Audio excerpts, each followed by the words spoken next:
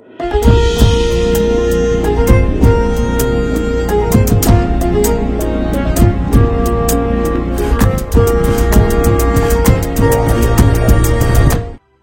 የፈታ ቤተሰቦች የከበረ ሰላምታችን በያላችሁበት ይድረሳችሁ።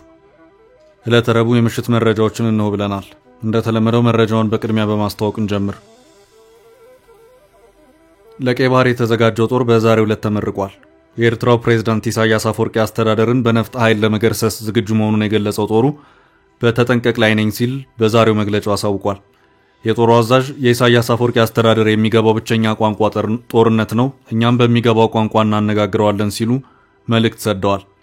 በባህር በምድር ለመውጋት ተዘጋጅተናል ሲሉ የጦሩ አዛዥ ተናግረዋል።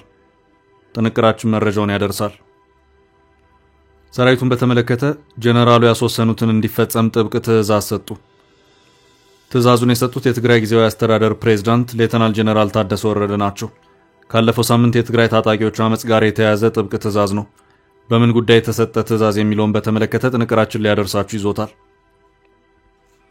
ከአሜሪካ ተጠርዘው በአፍሪካዊቷ ሀገር በእስር ላይ ከሚገኙ ስደተኞች ውስጥ ኢትዮጵያውያን እንደሚገኙበት ተሰምቷል። አጠር ያለ መረጃ እናደርሳለን።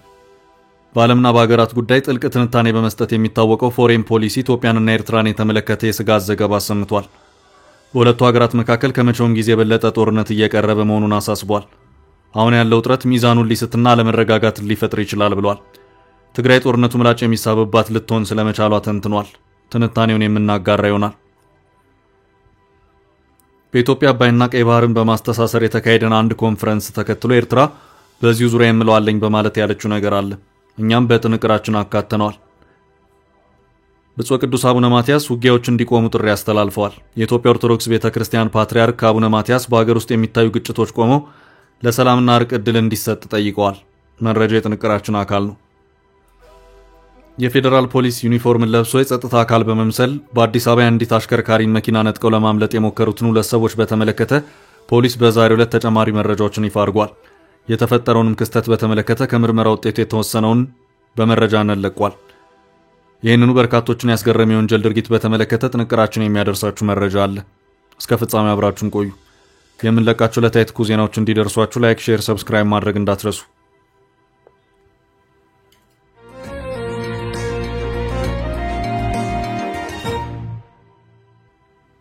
ኢሳያስን በባህር በምድር እንዋጋለን ጦሩ።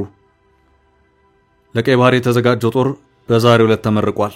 የኤርትራው ፕሬዝዳንት ኢሳያስ አፈወርቂ አስተዳደርን በነፍጥ ኃይል ለመገርሰስ ዝግጁ መሆኑን የገለጸው ጦሩ በተጠንቀቅ ላይ ነኝ ሲል በዛሬው መግለጫው አሳውቋል። በቀይ ባህር ጉዳይ ኤርትራን መንግስት በትጥቅ ትግል ለመታገል እየተንቀሳቀሰ የሚገኘውና ራሱን የቀይ ባህር አፋር ዲሞክራሲያዊ ድርጅት ብሎ የሚጠራው ድርጅት ለ3 ወራት ያሰለጠናቸውን ወታደሮች በዛሬው ዕለት ለመጀመሪያ ጊዜ ማስመረቁን ይፋ አድርጓል። ቀይ ባህር አፋር ወይም አርሳዶ በዛሬው ዕለት ይፋ ባደረገው መግለጫው በተመሳሳይ ዓላማ ላይ ለሚገኙ ለሌሎች የኢሳያስ አስተዳደር ተቋሚ ኃይሎች ጥሪውን አስተላልፏል። የኢሳያስ አስተዳደር ቀይ ባህር ዳርቻን ተንተርሶ እየኖረ የአፋር ህዝብን ፍላጎት ጨፍልቆ ከፍተኛ ጭቆና እየደረሰበት ነው በሚል ምክንያት ነፍጥ አንግቦ መነሳቱን የሚገልጸው የቀይ ባህር አፋር ዲሞክራሲያዊ ድርጅት በአሁኑ ሰዓት አስተዳደሩን ለመገርሰስ ዝግጅቱን ጨርሶ ጦሩን ዳንኪላ ወደ ተባለ የአሰብ አቅጣጫ ማንቀሳቀሱ በዚሁ ሳምንት መጀመሪያ መዘገቡ ይታወቃል። በትላንትናው ዕለትም ለ3 ወራት ስልጠና ሲወስዱ የቆዩ የጦር ኃይሎችን ይፋ ያደረገ ሲሆን በዛሬው ዕለትም የዚሁ ጦር ኃይል የምረቃ ስነ ስርዓት ተከናውኗል። ይህን የምረቃ ስነ ስርዓት ተከትሎ ይፋ መግለጫ የሰጠው የቀይ ባህር አፋር ዲሞክራሲያዊ ድርጅት ከ3 ወራት በላይ ባደረገው ከፍተኛና የላቀ ወታደራዊ ስልጠና የጀግኖች ታጋዮች ቡድን መመረቁን በኩራት ያስታውቃል ሲል አመልክቷል። ይህ ሁሉን አቀፍ ወታደራዊ ስልጠና በቀጥታም ሆነ በተዘዋዋሪ የሚደረጉ ፍልሚያዎችን ማጥቃትና መከላከል ስራዎችን ያካተተ ነው ሲል መግለጫው ገልጿል። ስልጠና የአካል ብቃትን፣ የሽምቅ ውጊያ ስልቶችን እንዲሁም በፊት ለፊት ውጊያ የመግባትና የመውጣት ስልቶችን በአስተማማኝ ሁኔታ የሸፈነ ነበር ሲል መግለጫው አትቷል። ወታደራዊ ዝግጅቱ ህዝብ በሚበዛባቸው አካባቢዎች የሚደረጉ ውጊያዎችን ጨምሮ የጠላት ኃይሎችን ከበባና ወታደራዊ ኬላዎችን የማቋቋም ስራዎችን ያካተተ ነው ሲል አክሏል። የወታደራዊ ዝግጅት የቀይ ባህር የአፋር ህዝብን መብት ለማስጠበቅና መሬታችንን ነፃ ለማውጣት በሚያደርገው ቀጣይ ተልዕኮ ውስጥ መሰረታዊ ምሰሶን የተከለ ነው ሲል የዛሬው መግለጫ አጽንኦት ሰጥቷል። የቀይ ባህር አፋር አርሳዶ መሪና የሰራዊቱ ዋና አዛዥ ኮሎኔል ኢብራሂም ሃሩን የተዋጊዎቹን ዲሲፕሊንና ቁርጠኝነት አድንቀው ይህ ስኬት አርሳዶ ጨቋኙን የኢሳያስ አፈወርቂ መንግስት ለመገርሰስ የሚያስችል ዲሲፕሊን ያለው ወታደራዊ ኃይል መገንባቱን ያመለከተ ነው ሲሉ መናገራቸው በመግለጫው ተመልክቷል። የሰራዊቱ ዋና አዛዥ ኮሎኔል ኢብራሂም ሃሩን የቀይ ባህር አፋር ዲሞክራሲያዊ ድርጅት የቀይ ባህርን የአፋር ህዝብ መብት ለማስጠበቅና ሙሉ በሙሉ የራስን ዕድል በራስ የመወሰን ካስፈለገም የመገንጠል መብትን ጨምሮ ህብረተሰቡን ከግዳጅ መፈናቀልና ብሔር ተኮር ጥቃት ለመከላከል ያለውን ቁርጠኝነት አጠናክሮ ይቀጥላል ሲሉ አመልክተዋል። ኮሎኔሉ አክለውም አምባገነኑ የኢሳያስ አፈወርቂ አስተዳደር የሚገባው ብቸኛ ቋንቋ ጦርነት ነው፣ እኛም በሚገባው ቋንቋ እናነጋግረዋለን ሲሉ አሳስበዋል። የኢሳያስ አገዛዝን ከስሩ ለመንቀልና የሁሉንም አካላት መብት የምታከብር ኤርትራ ለመገንባት እያንዳንዱ ግለሰብና ቡድን ቦታውን አግኝቶ የሚበለጽግበት ብቸኛው መንገድ የትጥቅ ትግል ነው ሲሉ ኮሎኔሉ አጽንኦት ሰጥተዋል። የቀይ ባህር አፋር ዲሞክራሲያዊ ድርጅት አርሳዶ ሊቀመንበርና የጦሩ አዛዥ ኢብራሂም ሃሩን እንደተናገሩት ቀጣዩ ምዕራፍ የድርጅቱን የባህር ኃይል አቅም ማዳበር እንደሆነ ገልጸው አመራሩ አሁን ባለው የፖለቲካና ወታደራዊ መስፈርቶች መሰረት የሰለጠነና የታጠቀ የባህር ኃይል ለማቋቋም እየሰራ መሆኑን አመልክተዋል። የአርሳዶ አዛዥ የኢሳያስ አፈወርቂ አገዛዝ ለኤርትራ ህዝብ ብቻ ሳይሆን ለጎረቤት ሀገራትና በቀይ ባህርና በአፍሪካ ቀንድ ላይ ባሉ ሀገራት ላይ ስጋት የሚፈጥር ሲሆን በዚህም ቀጠናዊ መረጋጋትና ሰላም አደጋ ላይ ወድቋል ብለዋል። የጎረቤት ሀገራትና የዓለም አቀፉ ማህበረሰብ ይህንን ስጋት ተገንዝበው የቀይ ባህር አፋር ኃይሎችን እንዲደግፉ አመራሩ ጥሪ አቅርበዋል።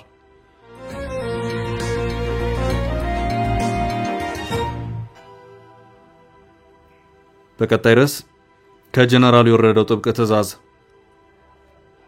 ሰራዊቱን በተመለከተ ጀነራሉ ያስወሰኑት እንዲፈጸም ጥብቅ ትዕዛዝ ሰጡ። ትዕዛዙን የሰጡት የትግራይ ጊዜያዊ አስተዳደር ፕሬዝዳንት ሌተናል ጀነራል ታደሰ ወረደ ናቸው። በትግራይ ባለፈው ሳምንት ታጣቂዎች የደሞዝና የጥቅማ ጥቅም ጥያቄዎችን በማንሳት አደባባይ ወጡና መንገድ እስከ መዝጋትም የደረሱ መሆኑ የሚታወስ ነው። ከዚሁ ጋር በተያያዘም በዚያው ሰሞን በመቀሌ በሰማዕታት አዳራሽ ታጣቂዎቹ ከትግራይ ጊዜያዊ አስተዳደር ፕሬዝዳንት ከህወሓት ከፍተኛ ባለስልጣናትና ከወታደራዊ አመራሮች ጋር የተወያዩበት ሁኔታም ነበር። ውይይቱንም ተከትሎ በሌተናል ጀነራል ታደሰ ወረደ የሚመራ የክልሉ ጊዜያዊ ካቢኔ ቀደም ሲል ከ2017 ዓ.ም ጀምሮ ሊተገበር በእቅድ ላይ ነበረውና የትግራይ ኃይል አባላትን አስመልክቶ የወጣ መመሪያ ተገቢ ደሞዝ፣ ጥቅማ ጥቅምና ለቤት መስሪያ የሚሆን ቦታ እንዲሰጥ የሚያስችል ውሳኔ ያሳለፈበት ሁኔታ ታይቷል። ጀነራል ታደሰ ይህንኑ የካቢኔውን ውሳኔ ተከትሎም የመሬት ዕደላው እንዲከናወን በትላንትናው ዕለት ጥቅምት 11 ቀን 2018 ዓ.ም ለአስፈጻሚ አካላት ደብዳቤ ጽፈዋል። መሬቱ እንዲሰጣቸው የተወሰነላቸው ወታደራዊ አመራሮች ዝቅተኛው 140 ካሬ እንዲሁም ከፍተኛው 200 ካሬ ሆኖ ይታያል። የመሬት ዕደላው ወታደራዊ አመራሮቹን የሚመለከት ሆኖ ይታያል።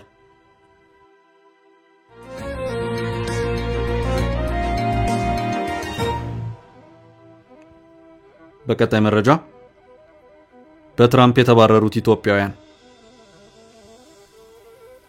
ከአሜሪካ ተጠርዘው በአፍሪካዊቱ ሀገር በእስር ላይ ከሚገኙ ስደተኞች ውስጥ ኢትዮጵያውያን እንደሚገኙበት ተሰምቷል። ኢትዮጵያውያንን ጨምሮ ከዩናይትድ ስቴትስ ተጠርዘው ወደ ንዑሱ አፍሪካዊት ሀገር ስዋቲኒ ለእስር ከተላኩ ሰዎች መካከል ኩባዊ ስደተኛ የረሃብ አድማ መጀመሩም ተገልጿል።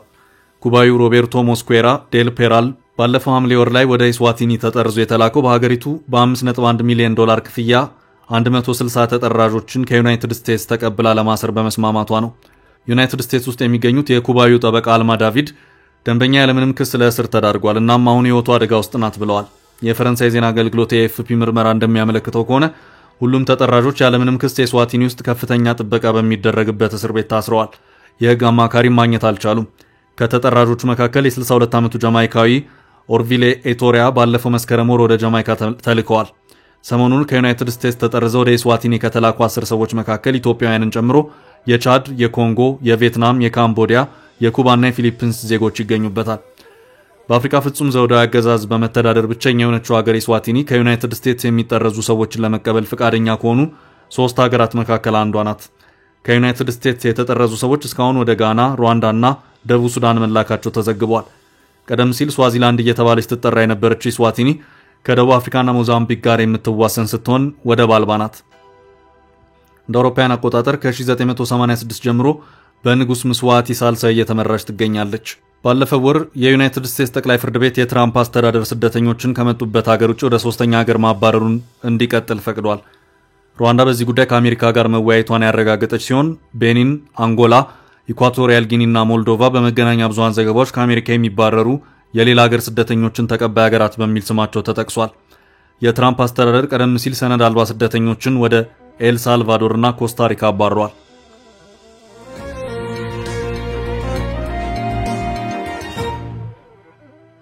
በቀጣይ ርዕሳችን ኤርትራ በአባይና ቀይ ባህር ጉዳይ።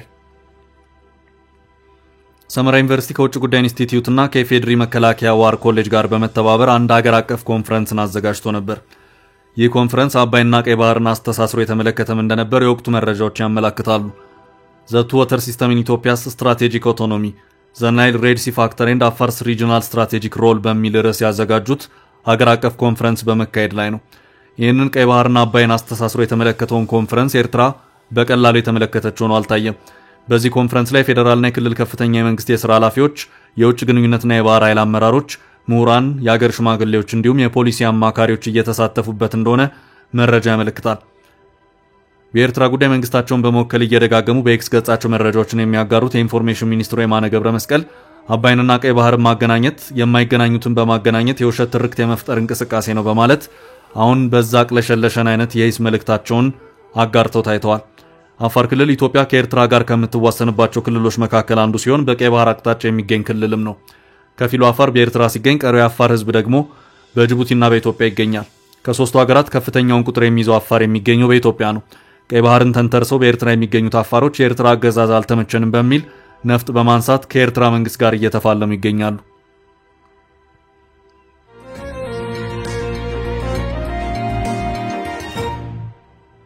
በሌላ መረጃ የኢትዮ ኤርትራ ጦርነት ስጋት ጨምሯል።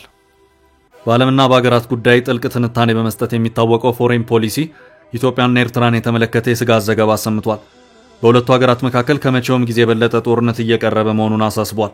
አሁን ያለው ጥረት ሚዛኑን ሊስትና ለመረጋጋትን ሊፈጥር ይችላል ብሏል። ተንታኙ ኤክስፐርቶችና የፖለቲካ ሊቃን የጦርነት ስጋት መጨመሩን እየተናገሩ እያስጠነቀቁ መሆኑን ገልጿል። በሁለቱ ሀገራት መሪዎች መካከል ተመሳሳይ ጦር ጉሰማ መኖሩ እየታየ ነው ብሏል። ከንግግር ባለፈ ወታደራዊ እንቅስቃሴዎች እየታዩ ስለመሆኑም ገልጿል። ሁለቱ ሀገራት እስካሁንም ወደ ጦርነት ያልገቡት በሁለቱም በኩል እርግጠኛ ለመሆን በመኖሩ ነው ሲል አብራርቷል። ታዲያ ትግራይ ይህንን እርግጠኛ ለመሆን ሚዛንን አዝማ የጦርነቱ መነሻ ልትሆን ስለመቻሏ ግምት አስቀምጧል። ፎሬን ፖሊሲ ጠቅላይ ሚኒስትር አብይ አህመድና ፕሬዝዳንት ኢሳያስ አፈወርቂ እንደ አውሮፓ አቆጣጠር ከ2018 እስከ 2022 ቅርብ የፖለቲካ አጋሮች እንደነበሩ አስታውሶ የትግራይ ጦርነት የተጠናቀቀበት አኳኋንና የኢትዮጵያዊ ባህር አክሰስ አጀንዳ በሁለቱ መሪዎች መካከል የማይመለስ ክፍተት መፍጠሩን ከሰሞኑ የኢትዮጵያ ባለስልጣናት የኤርትራን የ1993 መገንጠል ህጋዊነት ጥያቄ ውስጥ ከተዋል ያለ ሲሆን ሁለቱ መንግስታት ይፋ የሆነ ውንጀላ አንዳቸው ሌላኛው ላይ አሰምተዋል ብለዋል። ሪፖርቱ በኤርትራ በቀይ ባህር ወደብ አሰብ ላይ መሳሪያ ግዢና የወታደራዊ እንቅስቃሴ መበርታቱ እየተነገረ መሆኑን አንስቶ የኢትዮጵያ ባለስልጣናት በዚህ ጉዳይ ትኩረት አድርገዋል ብለዋል። ይሄ እንዳለ ቢሆንም ሁለቱ ሀገራት ጦርነት ያላስጀመሩ ሲሆን ሁለቱም ጦርነቱን የመቋቋም አቅማቸው ላይ ጥርጣሬ ያላቸው ሲል ተንትኗል።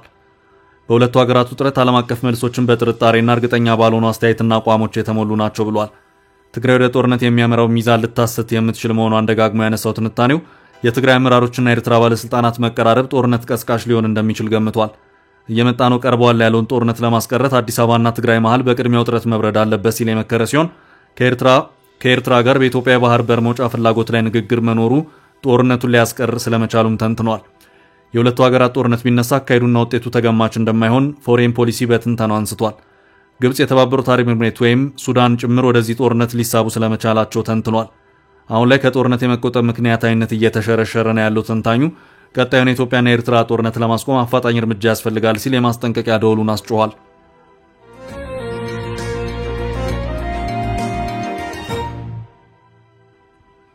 በቀጣይ ርዕሳችን ውጊያው ይቁም አቡነ ማቲያስ።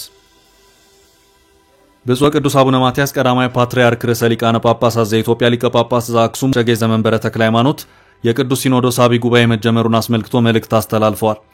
የኢትዮጵያ ኦርቶዶክስ ቤተክርስቲያን ፓትርያርክ አቡነ ማቲያስ በአገር ውስጥ የሚታዩ ግጭቶች ቆመው ለሰላምና እርቅ ዕድል እንዲሰጥ የቅዱስ ሲኖዶስ ጉባኤ በኩሉን ጥረት እንዲያደርግ ጥሪ አቅርበዋል።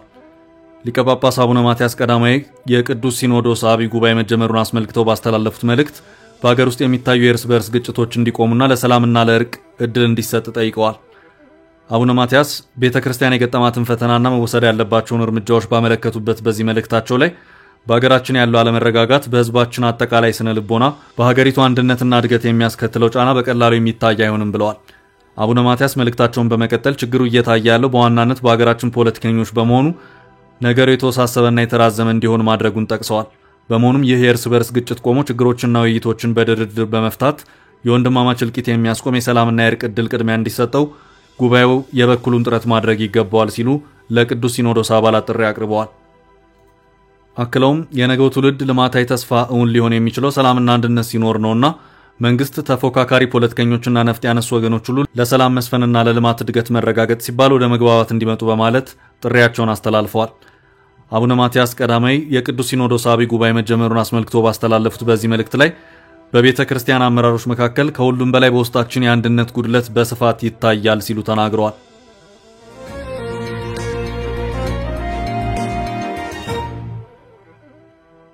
በቀጣይ መረጃ በፖሊስ ዩኒፎርም ተሽከርካሪ ነጥቀው ለማምለጥ በሞከሩ ሰዎች ዙሪያ ተጨማሪ መረጃ ወጣ። የፌደራል ፖሊስ ዩኒፎርምን ለብሰው የጸጥታ አካል በመምሰል በአዲስ አበባ አንዲትን አሽከርካሪ መኪና ነጥቀው ለማምለጥ የሞከሩትን ሁለት ሰዎች በተመለከተ በርካቶችን ያስገረመ ክስተት ሲሆን ከዚሁ ጋር በተያያዘም የአዲስ አበባ ፖሊስ ዝርዝር መረጃዎችን ለህዝብ ይፋ አድርጓል። ተጠርጣሪዎችን በቁጥጥር ስር በመዋል ምርመራዎችን እያደረገ መሆኑን ያመለከተው የአዲስ አበባ ፖሊስ በትላንትናው ዕለት ማለትም ጥቅምት 11 ቀን 2018 ዓ.ም በቦሌ ክፍለ ከተማ ወረዳ 14 ጃክሮስ ተብሎ በሚጠራው አካባቢ የተፈጠረ ክስተት መሆኑን አመላክቷል። ፖሊስ በዛሬው ዕለት በማህበራዊ ትስስር ገጾቹ ላይ ባጋራው በዚሁ መረጃው ተጠርጣሪዎቹ አብርሃም አሸናፊና ዳግም ብርሃን የተባሉ ሰዎች እንደሆኑ አመላክቷል። ተሽከርካሪዋን ተነጥቃ ከመኪና እንድትወርድ የተደረገችው አሽከርካሪ ደግሞ ረዴት አህመድ ትባላለች። የግል ተበዳይ በአቃቂ ቃሊቲ ክፍለ ከተማ ወረዳ 3 ልዩ ቦታው አባ ሳሙኤል 140 ሰፈር ተብሎ በሚጠራው አካባቢ የሚገኝ የንግድ ሱቋን ዘግታ በመውጣት የሰሌዳ ቁጥር ኮድ 2B 88595 አዲስ አበባ የሆነ ተሽከርካሪ እያሽከረከረች ስትጓዝ ከጥቂት ሜትሮች ጉዞ በኋላ እንዳስቆሟት ታውቋል። ተጠርጣሪዎቹ የግል ተበዳይን ከሹፌር መቀመጫ ላይ አስወርደው ከኋላ እንድትቀመጥ ካረጉ በኋላ ተሽከርካሪው ራሳቸው እየነዱ በሚፈልጉበት አቅጣጫ እንደወሰዷትና 500 ሺህ ብር ወደ አካውንታቸው እንድታስገባ እንዳስገደዷት የምርመራ መዝገቡ የሚያስረዳ መሆኑን ይሄው የዛሬው የፖሊስ መረጃ ያመለክታል። የግል ተበዳይ ተጠየቀችውን ያህል ገንዘብ እንደሌላ ስትገልጽላቸው በወቅቱ በእጇ ይዛ የነበረውን 8700 ብር ጥሬ ገንዘብና 2 ሞባይል ስልኮችን ዘርፈው እሷን ካስወረዱ በኋላ መኪናውን እየነዱ በተቃራኒ አቅጣጫ ተጉዞ ለማምለጥ ሲሞክሩ ከሌላ ተሽከርካሪ ጋር ተጋጭተው የትራፊክ አደጋ ማድረሳቸው ለመያዛቸው ምክንያት ሆኗል። ከአደጋው በኋላ ከተሽከርካሪ ወርደው በመሮጥ ሰው ቤት ገብተው ሊሰወሩ ቢሞክሩም ሳጅን ፋንታውን አለምነ በተባለ የአዲስ አበባ ፖሊስ ሞተረኛ ትራፊክና በህብረተሰቡ ትብብር ከነ ኤግዚቢቱ በቁጥጥር ስር መዋላቸውንም ይሄው የዛሬው የአዲስ አበባ ፖሊስ መረጃ አመልክቷል። ግለሰቦቹ ከጸጥታ አካል ጋር ተመሳሳይነት ያለው የደንብ ልብስ ይልበሱ እንጂ የጸጥታ አካል እንዳልሆኑ መረጋገጡንና ከወንጀሉ ጋር ተያይዞ ተጨማሪ ምርመራ እየተካሄደ መሆኑን የአዲስ አበባ ፖሊስ ጠቅላይ መምሪያ አክሎ አመልክቷል። ለዛሬ ያዝንላችሁ ርዕሰ ጉዳዮች እዚህ ላይ ቋጨን።